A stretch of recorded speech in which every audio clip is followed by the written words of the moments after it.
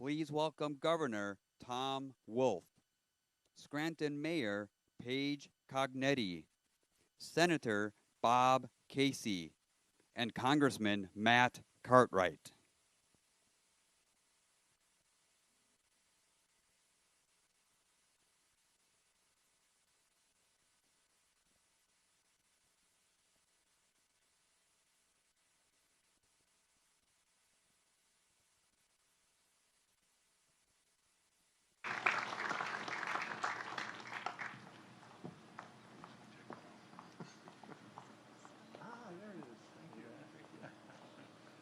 So please be seated.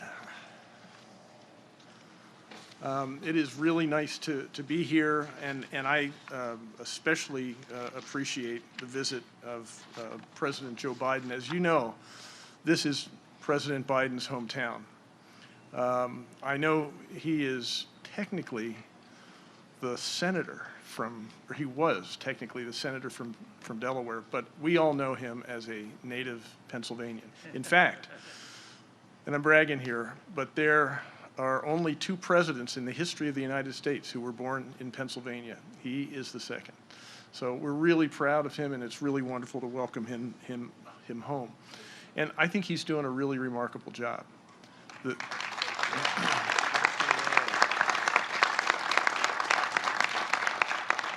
When we get his infrastructure bill passed, not if, but when we get that passed, Pennsylvania is going to benefit tremendously from that.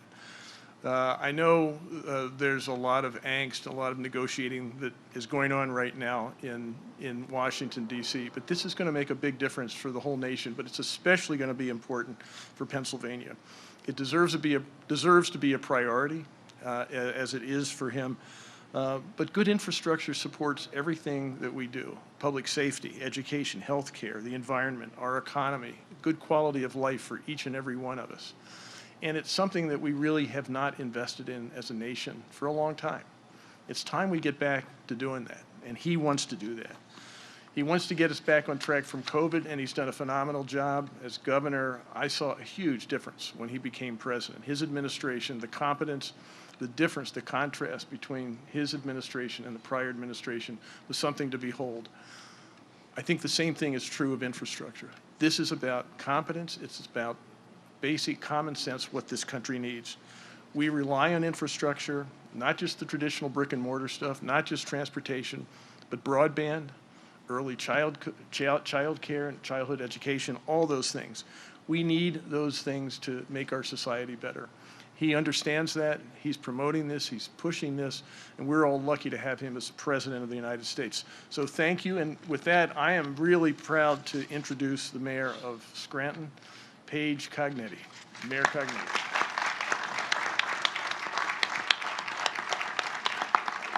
Thank you, Governor. I know I speak for all of Scranton when we say that we are so excited to welcome the President home. I'm not sure that he realizes, though, what a competition he has set off. In January, just days before his inauguration, despite heavy snow and a global pandemic, NBC Peacock came to City Hall to deliver a life-size Dundee Award that says, Best Hometown of the Office. I think they didn't want us to forget that we're the hometown of the office and also the President of the United States. What makes us so proud, though, is that the President's upbringing in Scranton shines through in his agenda. The need to repair our aging infrastructure, the need to lead on public transportation. We were just looking at the trolleys, and he was thinking about what it was like to ride the trolley. We don't have that anymore. The need for us to rehabilitate, reestablish our Amtrak line from Scranton to New York, not because it's something fun to talk about, because it's central to our economy here and our economic future in the entire region. Because he thinks about what it's like to be a working family in Scranton, to make sure that childcare is available so we can have more women back in the workforce, especially as we recover from the pandemic. The need to make sure every 3- and 4-year-old can go to pre-K. We make sure every child in Scranton has a fair shot. We know the President was a kid riding on his bike around Scranton. The dreams that he had are the same dreams as those children here today. And we know that these bills are what are going to anchor us into the future. We need to look for the next 100 years, not just the next 100 days. We know the President is fighting for us and fighting for Scranton. And it's my pleasure to introduce another son of Scranton, Senator Bob Casey. Mayor, thank you. Well, Mayor, thanks very much. We're honored to be here today, and I'm honored to be part of this program. I want to thank the Mayor for her remarks and for her leadership. Governor Wolf, we're honored by your presence, and I'll be introducing our Congressman in a couple of moments. But I wanted to start by celebrating this day that a son of Scranton is home, and at this time, although he's visited this community so many times over his years as a United States Senator and as Vice President, but now he's home to visit his hometown as the President of the United States of America. So that is something to be happy about. Go ahead.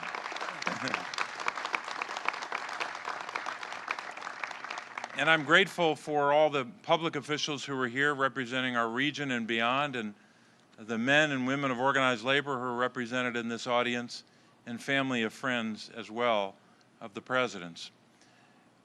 Governor Wolf made reference to, as did the mayor, about some of the infrastructure investments we can make in the two bills we're about to pass. And yes, Governor, we will pass both bills.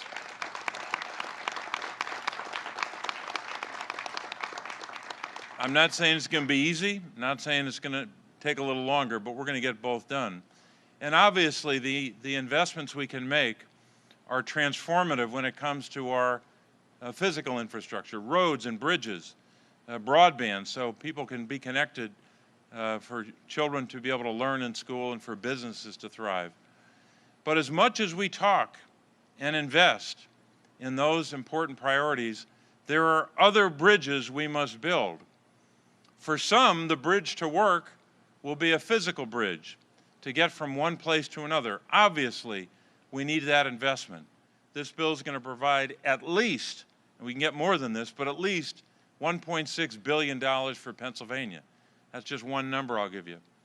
But for others, their bridge to work is quality, affordable child care.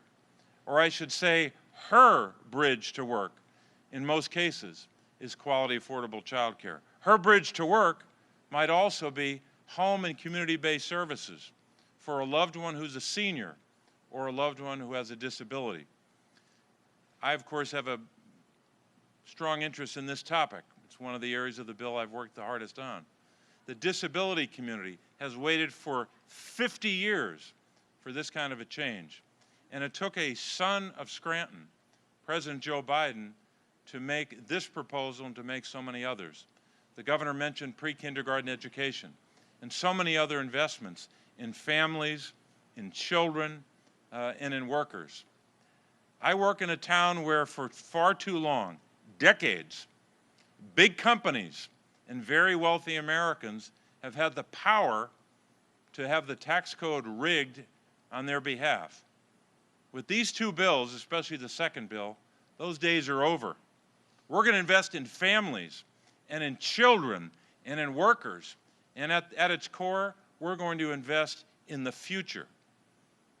And it's all possible because of the leadership of President Biden and work that he's done with members of Congress in both parties. So we're grateful for that opportunity to lift up workers who are doing that important work in home and community-based services and doing that important work to take care of our children and prepare the next generation for the world of work. If we make sure we invest in the way that we can build the skilled economy of the future. And it all starts with our families. So I'm grateful to be part of this discussion today about the future of Scranton, the future of Lackawanna County, northeastern Pennsylvania, our Commonwealth, and our country. And one of the ways we're going to get there is to make sure that both bills pass both houses of Congress. And I'm honored to be with our United States Representative, Matt Cartwright, who is my congressman. He allowed me to come up today from Washington on a limited time pass till I get back to Washington. But please put your hands together for United States Representative Matt Cartwright.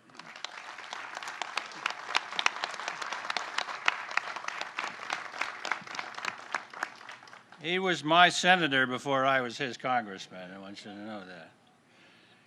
Well, good afternoon, everybody. It's a pleasure to see so many friends here and so many stalwart community leaders and labor leaders and elected officials and leaders at the bar and pillars of the community, old friends. It's a pleasure to be with you. We're here to listen to the President of the United States talking about the Build Back Better plan. But remember what he did before we ever got to that. It was rescuing the country from COVID. Anybody remember that? Under his leadership, we've gotten close to 3/4 of northeastern Pennsylvanians at least one COVID-19 shot and saved countless lives across this nation. We've delivered tax cuts to working families.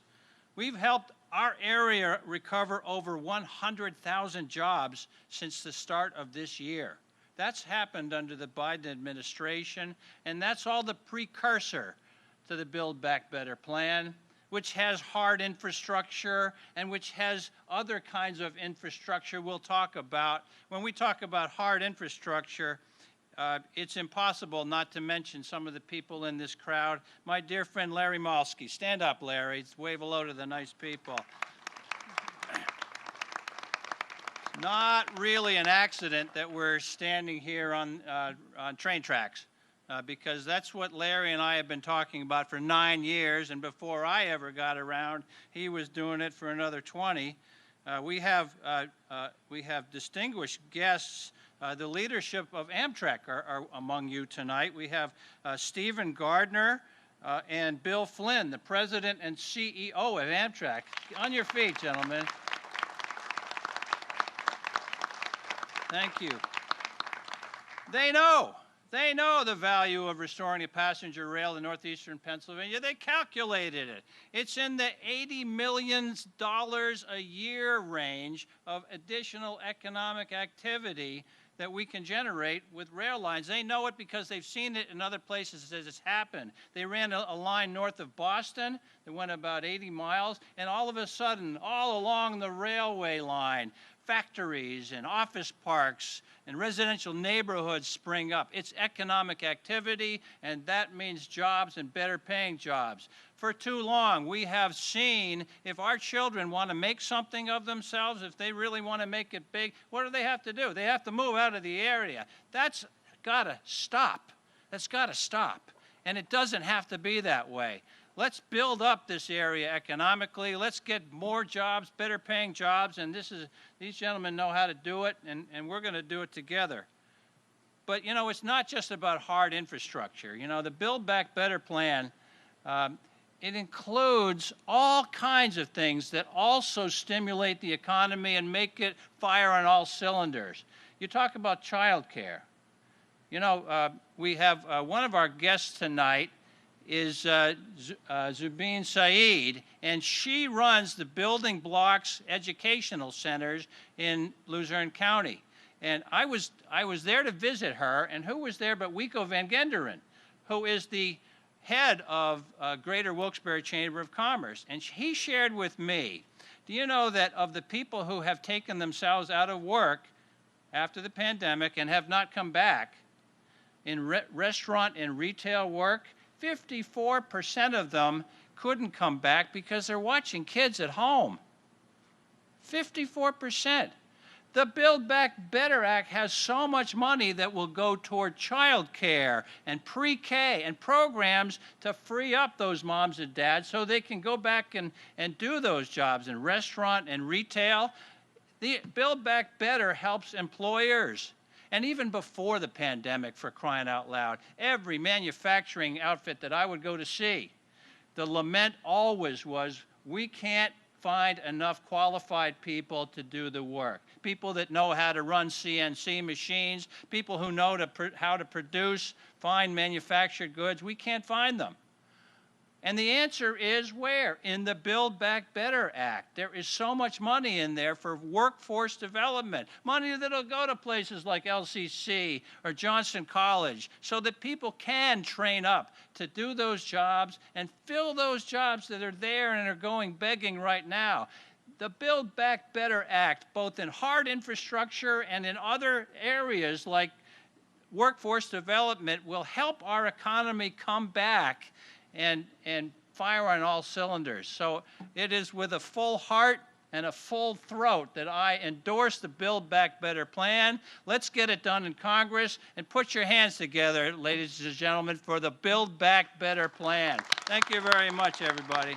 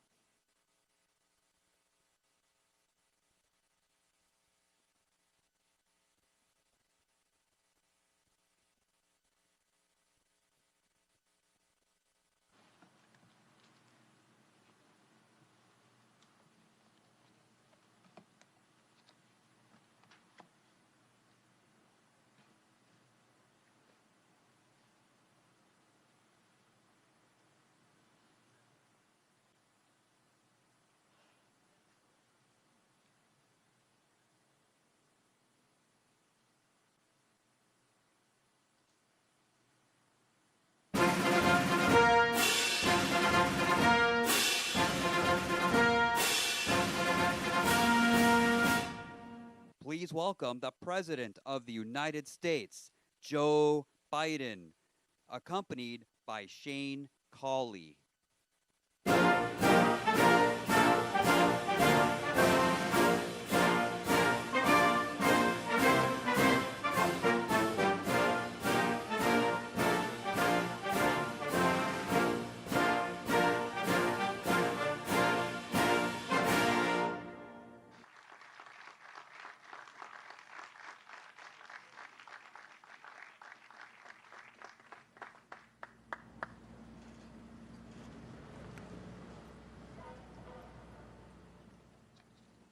Good evening.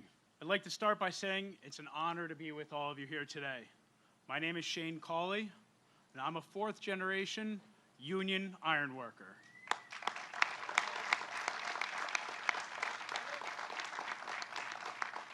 I was born and raised right here in Scranton. Not Greenridge, but West Side. I'm a proud member of Ironworkers Local 404, and I've worked on many projects all over the Northeast during my 15 years in the trade. I'm a married man and the proud father of two daughters, ages 14 and 2, and a 4-year-old son. I'm invested in my community, and I serve as the township auditor in Ransom Township, and I'm a proud member of the St. Patrick's Parade Day Association of Lackawanna County. President Biden's Build Back Better agenda is important for working families just like mine, in Pennsylvania and across the country. We work hard for every dollar that we earn, but some days it feels like the odds are stacked against us. The historic infrastructure investments in the bipartisan infrastructure deal would put food on my family's table for years to come, but President Biden's broader vision would go further. The Build Back Better Act addresses the rising cost of both child care and elder care, which would help ensure that both my young son, my daughters, and my aging parents are taken care of with dignity, grace, and understanding. My wife is going to school for nursing, but with 3 kids and both of us working, it's tough to find enough hours in the day. Joe Biden's American Rescue Plan gave us an expanded child tax credit, which helps us to cover the cost of 2 weeks of child care every single month. This has given my wife the flexibility to devote more time to her studies. President Biden's Build Back Better Act would extend the child tax credit and invest more in child care, helping my family and families just like mine. With this help, my wife and others like her will be able to pursue their passion for helping others and fill a role in health care that our community desperately needs right now. My wife and I have talked about the possibility of having more children one day. But like millions of Americans, I only get paid for the days I lace my boots up and go to work. I have 0 paid time off for the birth of a new child. But the paid family leave called for in the Build Back Better Act would give my wife and I the ability to plan for another child with less worrying about making ends meet. We would be able to focus on what truly matters, our family. And without further ado, it is my honor and my privilege to introduce to all of you the President of the United States of America, Joe Biden.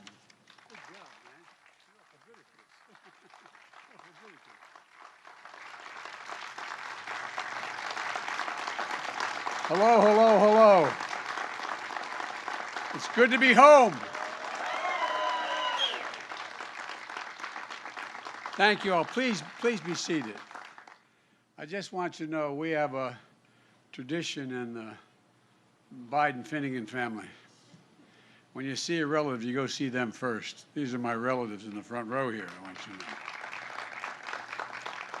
to know. And spent an awful lot of time across from St. Paul's Church at my Uncle Jack Finnegan's house. His daughters are here, and he taught up at the U. And I just want you to know that Amtrak is here. They can tell you that you should name half the line after me. I am the most railroad guy you're ever going to meet. 2,100,000 miles on Amtrak. You hear me now? Not a joke. What happened was, when you are a president or vice president, they keep meticulous mileage of when you fly an Air Force aircraft. And so about, I guess it was 7 years in to my tenure as vice president. And I used to always like to take Amtrak home on Friday. I tried to go home and see my mom, who was living with us at the time after my dad passed, and I'd try to get home. And the Secret Service are wonderful. They're the best in the world. They never liked me taking Amtrak because it stops too often and too many people can get on and you don't know. And but it turned out I was about number 3 in seniority on the road at the time. If you now, well, in terms of actual time on the road, and a lot of the folks in Amtrak became my family. Not a joke. I'd ride every day. I commuted every single day for 36 years as Vice President of the United States. After my wife and daughter were killed, I went home to see my family, never stopped doing that. And so Angelo Negri was from, you remember Ange? Ange came up to me one day when they just had announced that I had flown 1 million some X number of miles on Air Force aircraft. And Ange comes up, and I'm getting in the car, and he goes, "Joey, baby, what are you?" And I thought the Secret Service was going to shoot him. I said, no, he's good, he's good. It's a true story. And he said, "I just read, big deal, whatever it was, 1,200,000 miles, Air Force. You know how many miles you did Amtrak?" And I said, "No, Ange, I don't have any idea, pal." He said, "Let me tell you, we were at the retirement dinner." And he said, "We added it up. You averaged 100, I think it says 21 days a year. 121 days a year, 36 years, plus as vice president, boom, boom. You have traveled over 2 million miles, Joe. I don't hear any more about the Air Force." But in the Build Back Better plan, I got more money for passenger rail than the entire Amtrak system cost to begin with. We're going to change the nation in a big way. Shane, I want to thank you for that introduction. I really do. And Madam Mayor Page, you've done a great job, a great job. No, I really mean it. I'm a big fan. And when I got elected, this is God's truth, after I checked on what the margin was in the state of Delaware, I called up here. She'd won that year too. And I found out that I won every precinct in Scranton. And I looked up and said, "Mom, I did it. I did it." Look, and it's great to be here. It's great to be here in Pennsylvania with very close friend, become a close friend, and a great governor, Governor Wolf. It's good to see you. And Matt, thank you for the passport to let me back into the district. And it's interesting. I grew up not very far from Bobby, the senator, where he grew up. It was about a total of, if you added it up, I think it's about 6 blocks. His dad and I were about 18 years apart, and we're 17 years apart. So it's like a continuum going down here. But I just want you to know, we went to the same schools, same parish, just a few years apart. Take a few years. And Scranton is where I played shortstop at the Grimmie's Little League. In the first year, it was put up. My dad helped build the field down there, and spent a lot of time at Simmy's buying penny candy, and Hank's Hoagies on Woodlawn Street, watching movies of the Roosie on the weekend, and trying to reenact all they did. And when you watch those movies, I think I was told, I don't know if it's true, I was the only kid in my era that I was able to walk across the lackey on that pipe that was just above the thing. If you fell in the lackey, you were a lackey, you were in trouble. But anyway, that's right. Look, no matter how long you live here in Scranton, it's a place that climbs into your heart, and it never really leaves you, and that's the God's truth. You know, it's like that old saying goes, you can take the boy out of Scranton, but you can't take Scranton out of the boy. There's something special about it. And I believe that home is where your character is etched, and I really mean that. Some of you have heard me say this before. It's where your view of the world begins, and where you begin and where it takes shape. And that happened to me in 2446 North Washington Avenue. We used to come back after 10:30 Mass at St. Paul's. St. Clair's wasn't built till I had moved, at St. Paul's, and my grandfather would hold court. And back in those days, all the men had breakfast in the kitchen. My mother was one of 5 children and 4 brothers.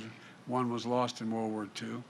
And a guy who was the chief political reporter at the newspaper, Tommy Phillips, who lived the street behind us. He was a good friend of my grandfather's. And all the women would go in the dining room on the lace tablecloth and have tea, and the men would in fact have a big breakfast. And if you're a kid, if you're a young boy, you could sort of wander around the table. You could never sit at the table. And so I used to every once in a while walk in and just sort of wander around. I'd stand by my grandpop, and I put my hand on his shoulder, and they'd talk, and they talked about everything from sports and politics, and that's where I learned an awful lot at that kitchen table.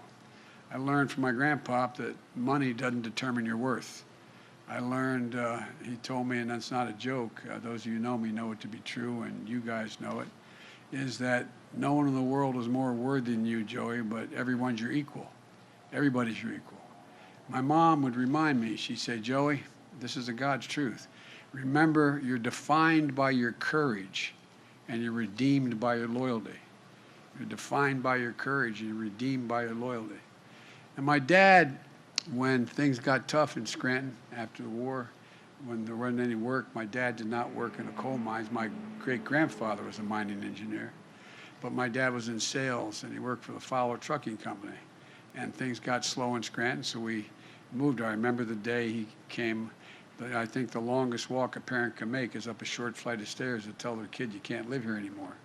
You can't, because dad doesn't have a job, or mom doesn't have a job.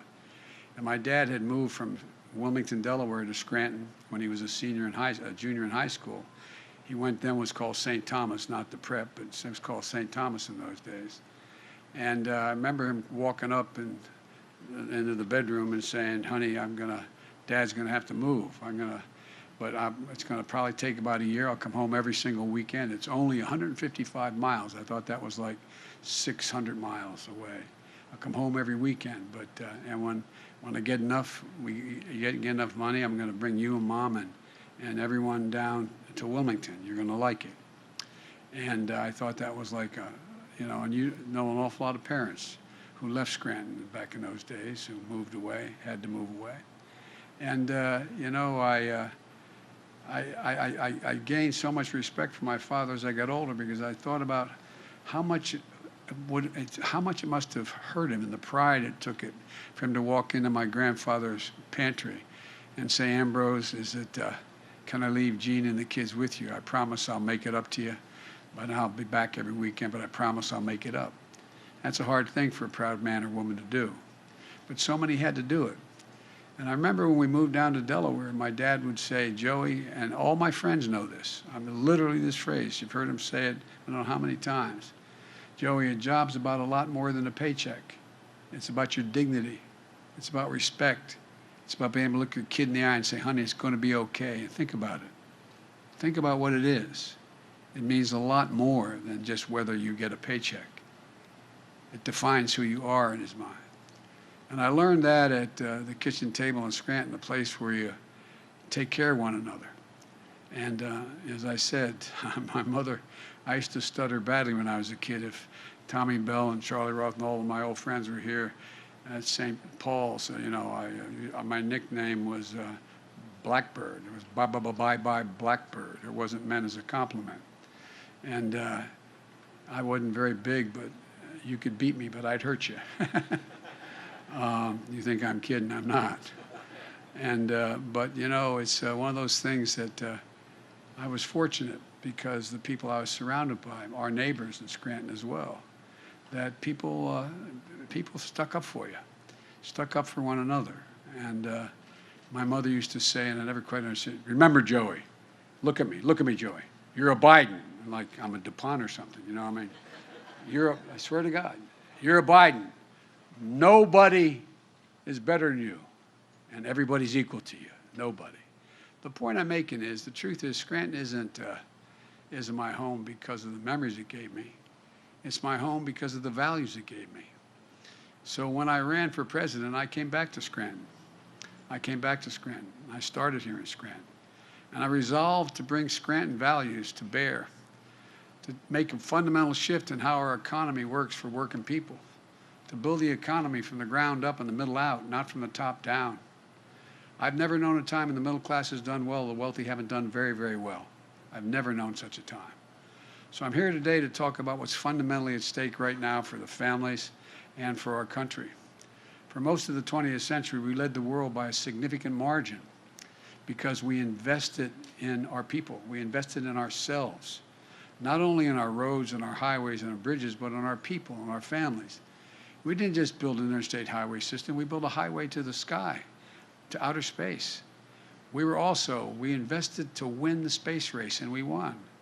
We're also among the first to provide access to free education beginning back in the late 1800s, early 1900s.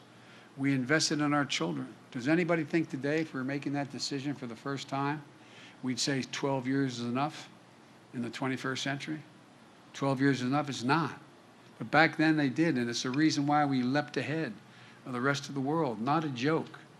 We became among the best educated countries in the world. But somewhere along the way, we stopped investing in ourselves. America is still the largest economy in the world. We still have the most productive workers in the world and the most innovative minds, but we risk losing our edge as a nation. You know, our infrastructure used to be the best in the world, not a joke, the best in the world. Today, according to the World Economic Forum, we rank 13th in the world in terms of infrastructure. Our roads, bridges, highways, internet, the whole works. 13th in the world. We used to lead the world in educational achievement. Today, the Organization for Economic Cooperation and Development in Europe ranks America 35 out of 37 major companies when it comes to investing in early childhood education. And talk about an equalizer. The greatest equalizer in the world. Well, the great university has done studies the last 15 years. You give a kid, no matter what the kid's background, from a broken home, from a home where mom or dad didn't go to school or whatever, and you put them in school in third grade, you increase by 50% school, not daycare, you increase by 56% the chance that they'll complete 12 years of school and build confidence. What's education all about? It's about building confidence in a child. It's about giving them the tools to do something. We can't be competitive in the 21st century economy if we continue to slide the way we have. That's why I resolved that we have to once again build America from the bottom up and the middle out. Again, not the top down. And by the way, I'm a capitalist. I think if you can be a millionaire or a billionaire, fine. Just do your fair share. Just do your fair share. You know, trickle-down economics has always failed. It hadn't built this country. You know who built this country. Like the young man that just introduced me. Union people. People who, in fact, can make a decent, hard wage. Build the country. It's not hyperbole. I mean it from the bottom of my heart. That's why I proposed 2 critical pieces of legislation that are being debated back in Washington. Now, there's some really smart national press with me today, and they have understandably believed that there's no possibility of my getting this done. This has been declared dead on arrival from the moment I introduced it. But I think we're going to surprise them, because I think people are beginning to figure out what's at stake. You know, when I use the phrase Build Back Better, it's being used internationally now. I got the G7, the largest countries in the world, to agree that we're going to have a Build Back Better world.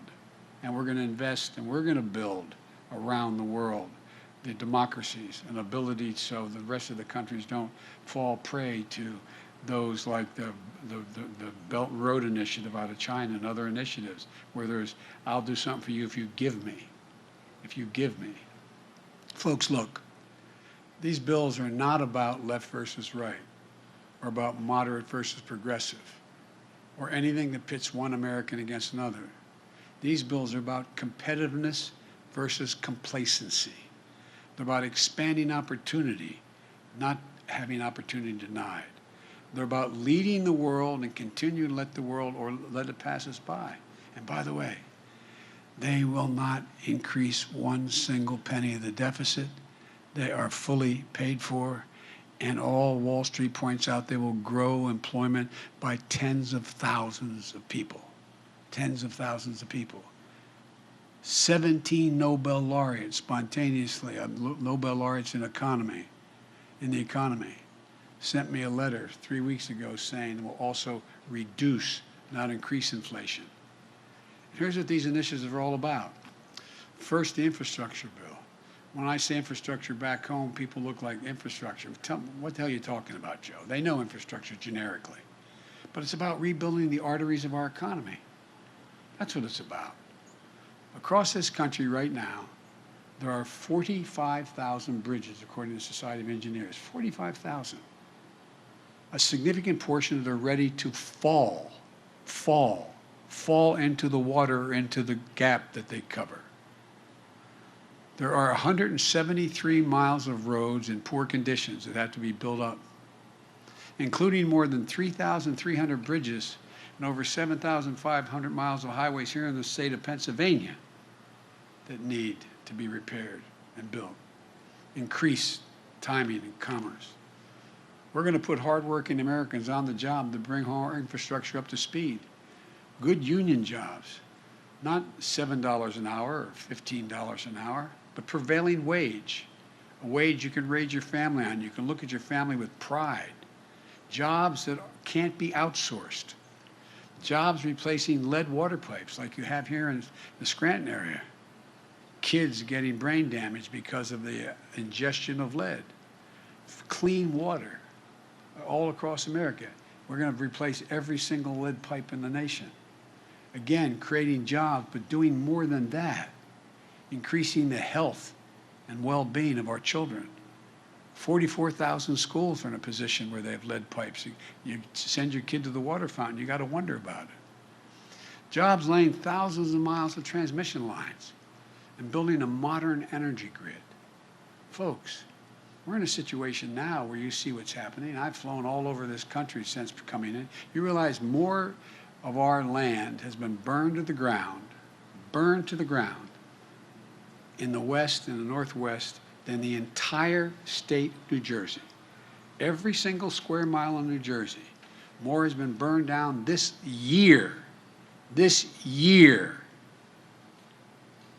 in the West because of climate change and because of electric utilities failing, wires falling. We know if we can put these wires underground, we increase exponentially the service, but it costs a lot of money. We have to do it. We know that if we, in fact, allow people to be able to store, we have this incredible energy. I've visited one of the largest solar fields in America. It's in the Southwest. Guess what? You can transmit all that energy enough to really light up half of the state of Nevada. But guess what? How do you transmit it? What lines do you put it over? Do we have the capacity to do that? We have the engineering capacity, but do we have the will to do it? And imagine what that does. You realize we had $90 billion in loss this calendar year because of natural disasters? $90 billion? Jobs. Making sure there's a high-speed internet, affordable and available anywhere, everywhere in America, including for nearly 1 in 6 families who go without internet. You saw what's happened when we've had this COVID. Try teaching from home. How many people do you see out in McDonald's parking lots with their kids in their cars because they get access to the internet to be able to help the kid in school? What are we doing? This is the United States of America, damn it. What are we doing? And both these bills are going to help us meet the moment on the climate crisis in a way that creates good jobs, makes us more economically competitive. $66 billion in passenger rail and freight rail. Why I always talk about passenger rail, and particularly high-speed rail. You realize the Chinese are now building another high-speed rail line that will go up to 300 miles per hour? You say, what difference does that make, Biden? Well, guess what? If you can get in a train and go from here to Washington much faster than you can go in an automobile, you take a train. You take the train. We will take literally millions of automobiles off the road, saving tens of millions of barrels of oil, dealing with cleaning up the air. This is not hyperbole, this is a fact. These are facts. Right now, when I went out to Silicon Valley, they showed we're in a situation where if you put solar panels on your roof, guess what? When the sun's not shining, you're in trouble. Except they have now battery technology. You can have batteries in your basement about the size of the width of this podium and about that thick that keep you going for 7 days. So what do we have in this legislation? We have $39 billion to modernize American transit. I remember riding a trolley. I lived at the end of the line, as they say, in Greenwich. 3 blocks, the end of the line. Beyond the end of the line were the dump. But Maloney Field was on the right. And the Little League baseball field I played in was down the bottom of the hill. But the point is, it made it work. Most people live in cities. You know, the vast majority of people now, working people, live in cities. Their jobs are out of town, no longer in town. No longer in town. But 65% do not own an automobile. They live in a black or Hispanic neighborhood or a poor neighborhood. And all the time they waste trying to get to work. Look, more than $7 billion to build out the national network of electric vehicle charging stations. The way my grandpop got up here, my grandpa Biden, who died in Mercy Hospital of an aneurysm when he was 46 years old, 2 months before I was born in Mercy Hospital, he was with the American Oil Company. He was up here opening up gas stations in that's how he got here. This was 1942, late 42. Well, guess what?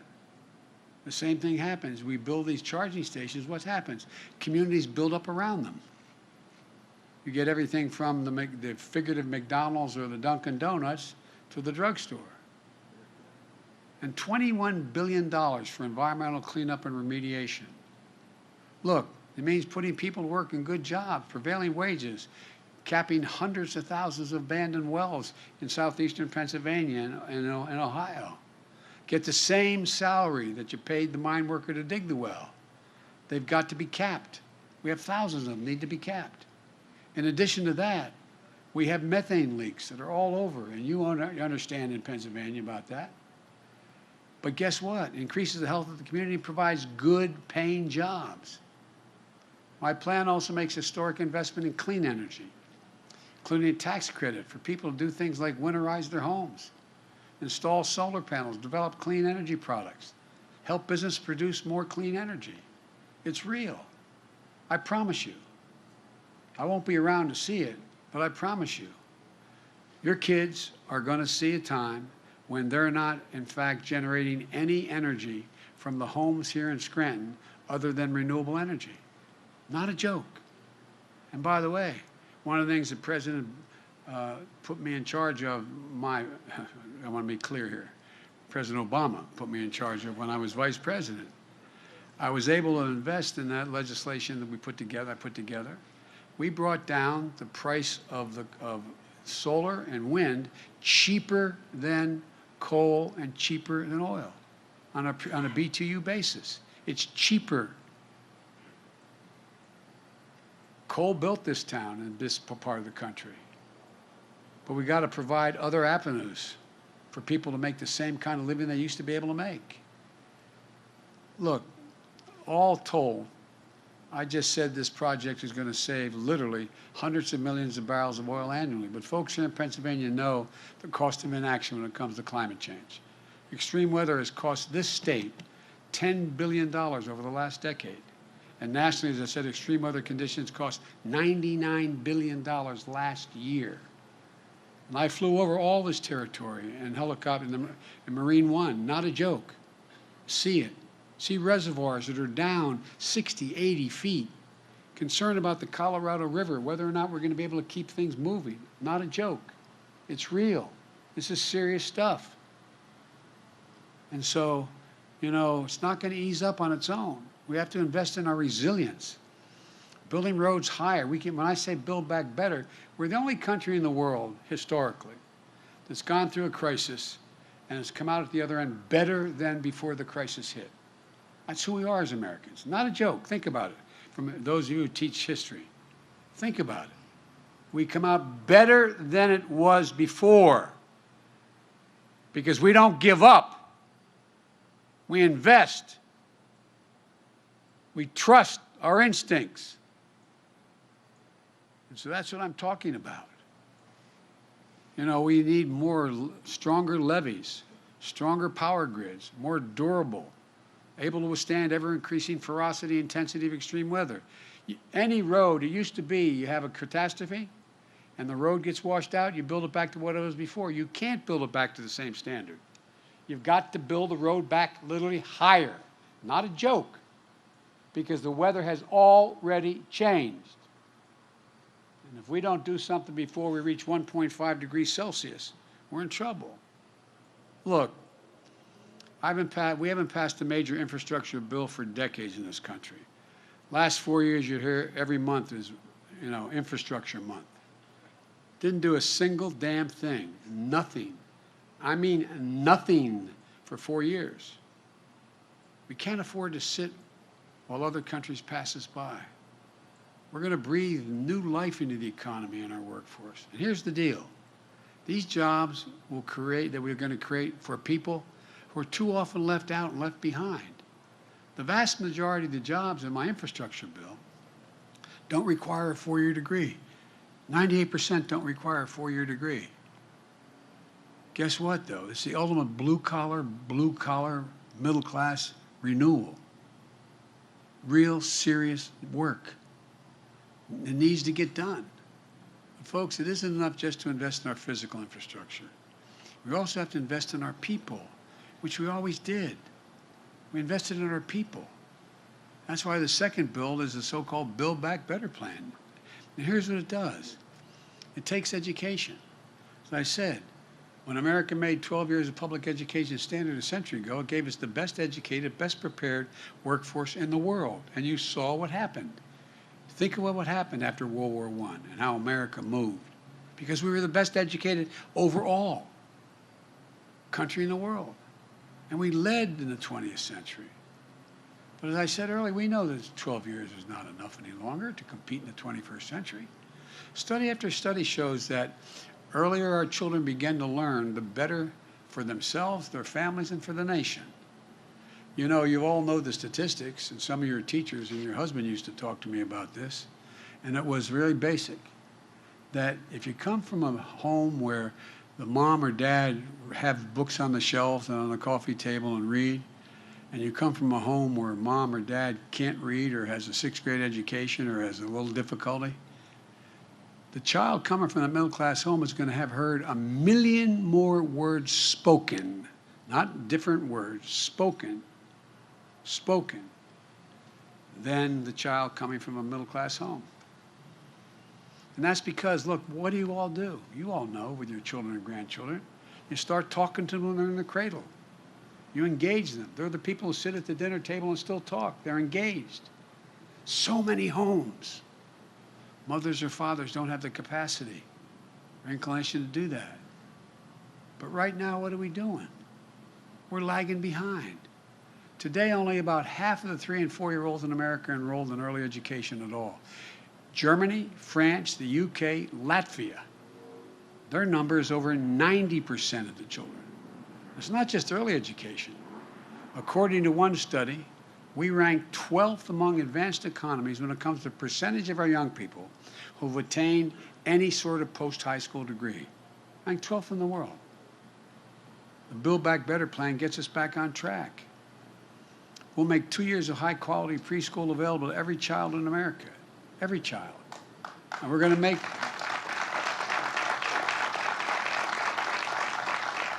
investments in education beyond high school. That includes increasing Pell Grants, which nearly 200,000 students in Pennsylvania from low-income families rely on to attend college. We're going to increase it by $500 up to, so it becomes $1,900.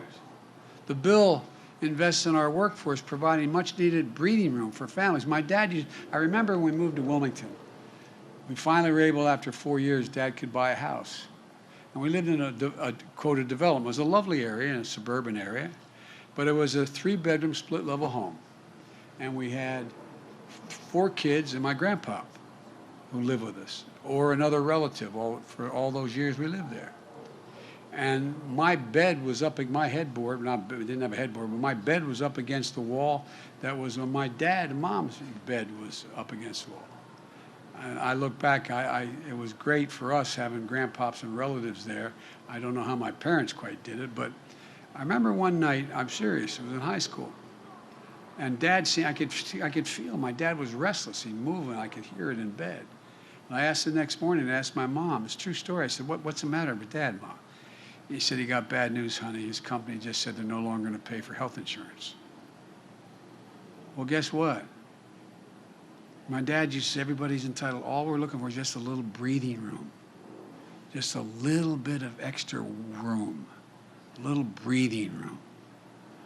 How can we compete in a world of millions of American parents, especially moms, can't join the workforce because they can't afford the cost of child care or elder care, or they have to stay home?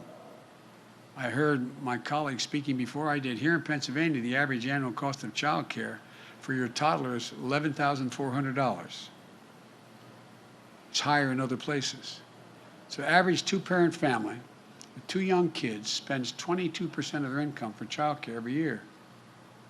I was a single dad for 5 years. I got elected to the Senate. I got a phone call before I got sworn in when I was hiring staff saying my wife and daughter had just been killed. And my 2 boys were seriously injured. They were hospitalized for a long time. So that's why I eventually started commuting. But I continued to commute because I could no more afford, and I was making a lot of money then. Now, granted, I was listed for 36 years as the poorest man in Congress, but I was making $42,000 a year. I didn't think my job was to make money when I was in Congress. But this is not a joke. I could no more afford child care than fly, but fortunately, I had a hell of a family, those values I talked about. My sister and her husband, after a little bit, they gave up their home. I came home one night, and they moved into my home, helped me raise my kids. 5 years later, no man deserves 1 great love, let alone 2.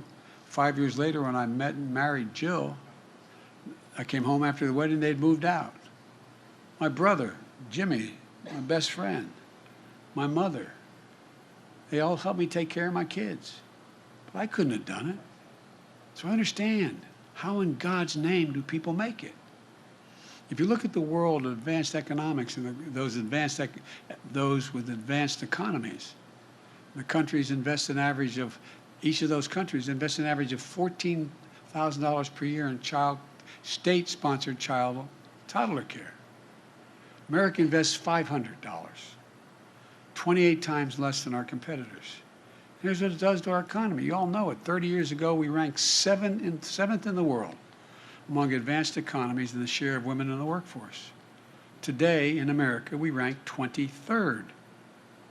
And women are becoming, not joke, better educated than men.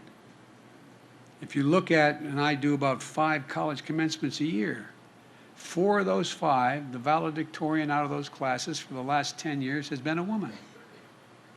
And if you read the data now, we're worried about the number of men attending college.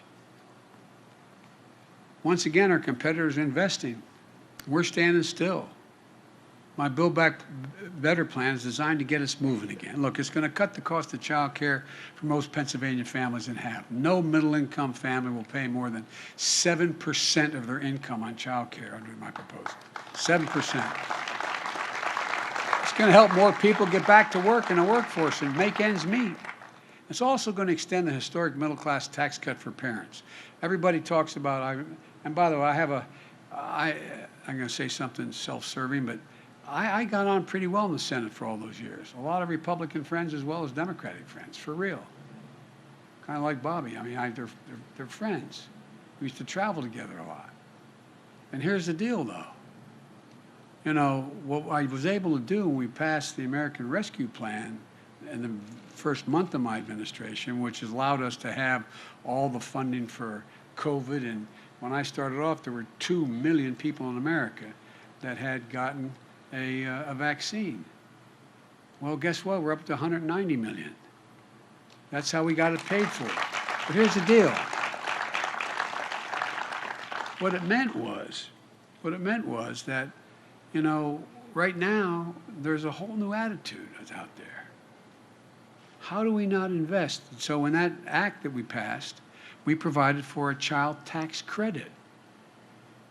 And you heard my introducer speak to it. Because we're in such dire straits, we were able to put in a position a tax cut for middle-class people. That's what it is. No one has a tax cut when we want to cut the capital gains tax for the wealthy or anybody. No one has a problem when we deal with that. We have over 55 corporations in America, the Fortune 500, don't pay a single solitary penny in taxes. Not 1 cent. Not 1 cent. They make $40 billion a year. But when you talk about a tax cut for middle-class people, and that's exactly what it is. By what we did, increasing or making a refundable tax cut, you know, the way it works now, if you're made enough money to owe more than $4,000 in taxes and you had 2 kids, you got to deduct it. And here's the deal. The fact of the matter is that if you didn't make that kind of money, you didn't get the benefit at all. It wasn't refundable. You didn't get the benefit at all of the tax cut. Because if you didn't have more than $4,000 in taxes, you didn't, you know, you still paid.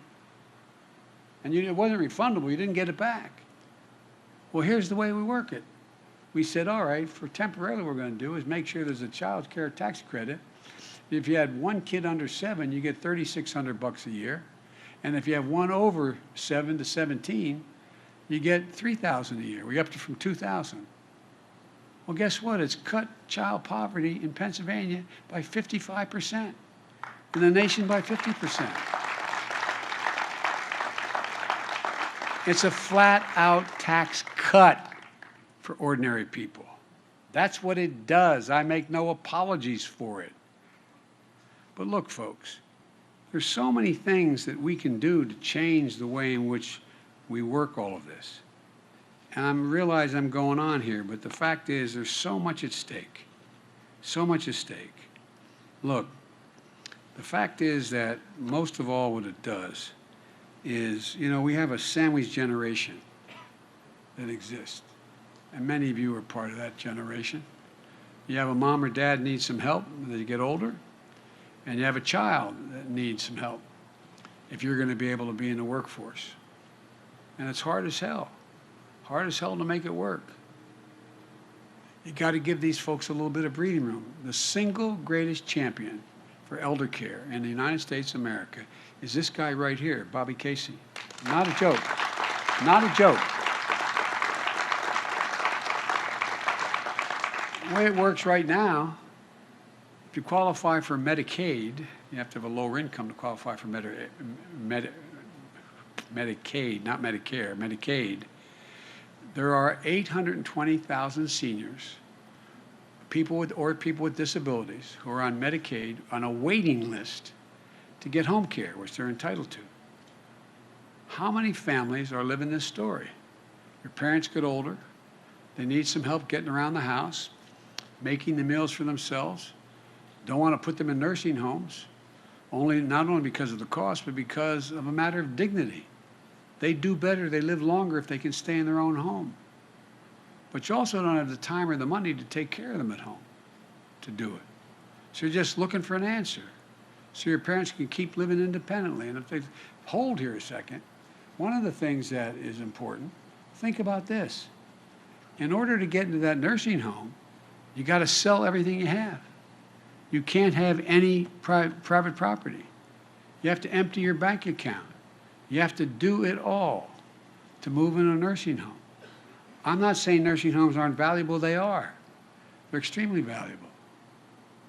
But that's not where, I remember my uncle was moved in with his wife into a assisted living center, and the folks who had built the facility, it was a lovely facility in Delaware, asked if I'd come and speak on the opening of it. And we're walking out, and I said, "Mom, isn't this beautiful?" She looked at me and said, she was then 76 years old, she said, "This is for old people, Joey. Not for me." But think about it. For millions of families, this is the most important issue they're facing. It's personal. It's personal. And Bob Casey gets it. When Bobby fights for something, he never gives up, in case you haven't noticed. So here's what we're going to do. We're going to expand services for seniors so families can get help with well-trained, well-paid professionals to help them take care of their parents at home, to cook a meal for them, to get them their groceries when they need to get groceries, to help them get around, to just put in railings on their home. My mom lived with me. She moved in with me. We finally talked her into doing it. And guess what? My sister takes her up. You remember this. Jeannie remembers this, talking about this too. She takes her up to get her prescriptions, drives her back, gets out of the house, and it was this little home off of our home. It was, she wouldn't physically move into the house, even though we'd done the whole thing over for her. And she's just standing there and moves and breaks her hip.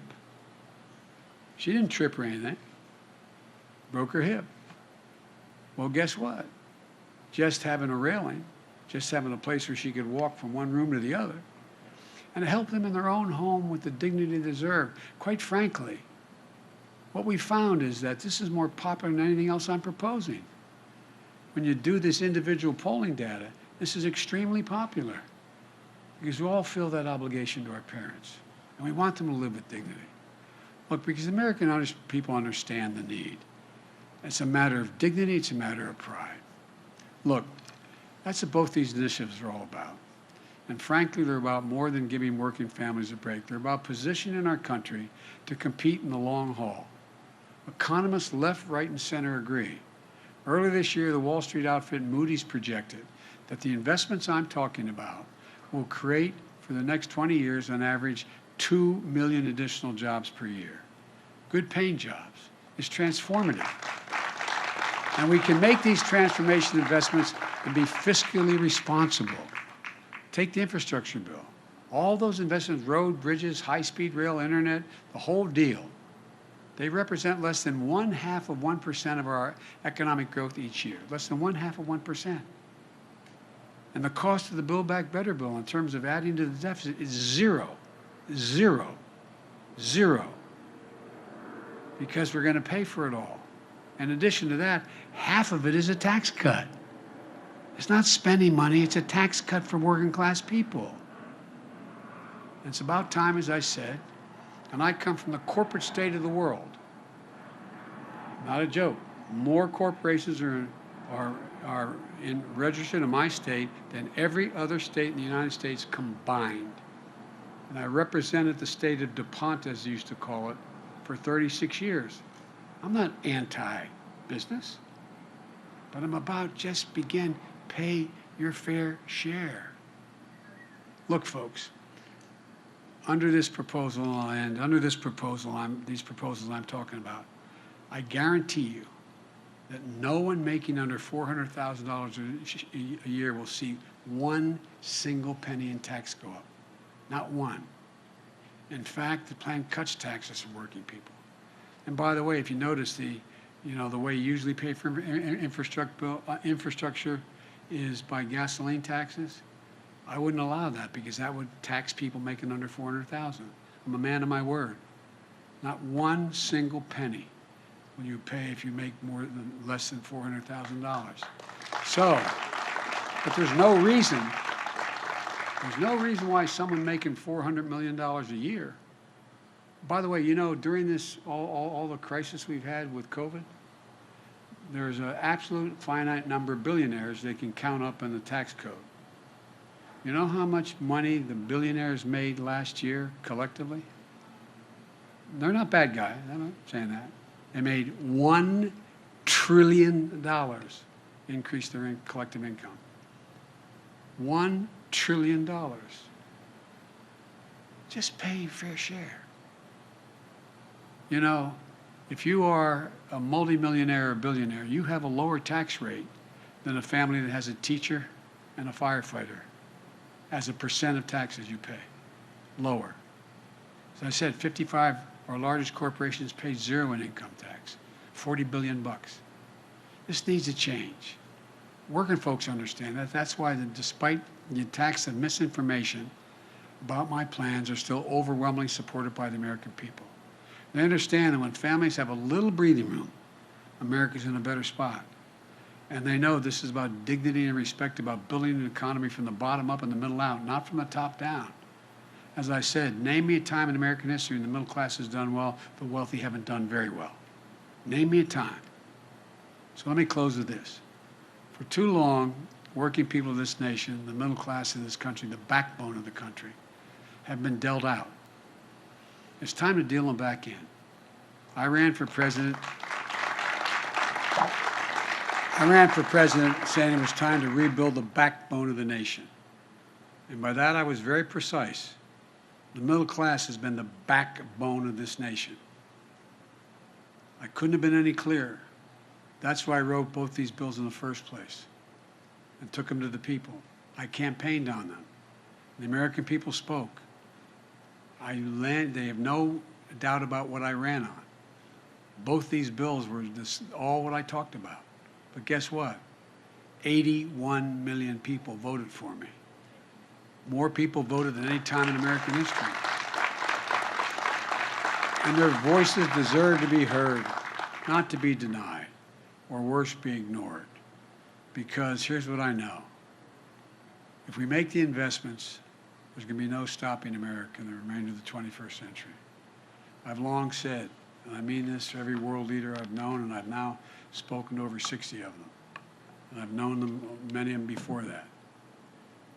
I tell them, it's never, ever, ever been a good bet to bet against America. No, never. Never, never. Which means it's always a good bet to bet on America. And that's what these initiatives do. They bet on America. It's about believing in the American people. About believing. Just look at the history of the journey of this nation. What becomes clear is this. Given half a chance, the American people have never, ever, ever, ever, ever, ever let the country down. Just a fighting chance. No guarantees, just a chance. And that's what this is all about. And it does not increase the debt.